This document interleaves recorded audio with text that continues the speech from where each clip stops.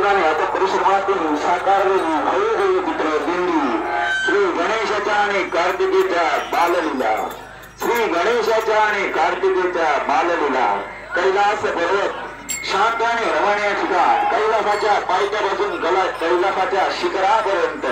ओम नमः शिवाय, ओम नमः शिवाय, ओम नमः शिवाय नामाचा मंत्र घोष सारे भक्तगण करत आहे.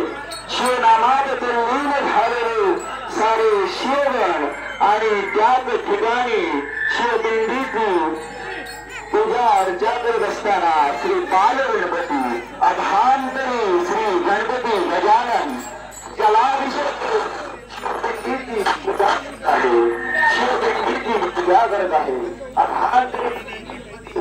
अधांतरी श्री गणपती,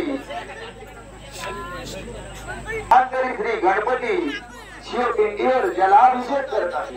आणि त्याच ठिकाणी या गणेशाच्या बाललीला आणि कार्तिकेच्या बाललीला कैलास पर्वतावर बसून शिवशंभू महादेव आणि माता पार्वती पाहत आहे. पण त्याच ठिकाणी एक संकट निर्माण झालं. ते म्हणजे सिंधूर दैत्याने पाठवलेला एक मायावी दैत्य कैलासी आगमन करून ते कार्तिकेवर चाल करून येतोय.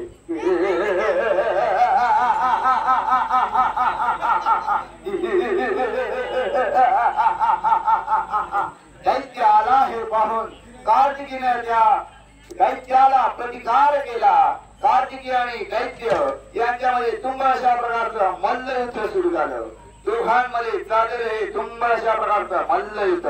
कैलास पर्वती श्री गणेशाला मारण्यासाठी आलेला हा दैत्य आणि या दैत्याशी मल्लयुद्ध करण्यासाठी तत्पर होत आहेत कार्तिकीय. आणि या दोघांच्या युद्धामध्ये कार्तिकीनं एक मुठीचा प्रहार असा केला की या दैत्यावर की दैत्य पळून गेला. दैत्य पळून गेला आणि पुनश्च एकदा श्री गणपती गजानन आणि कार्तिकीय शिवनामात तल्लीन होऊन शिवपिंडीची पूजा अर्चा करण्यासाठी तत्पर झाले.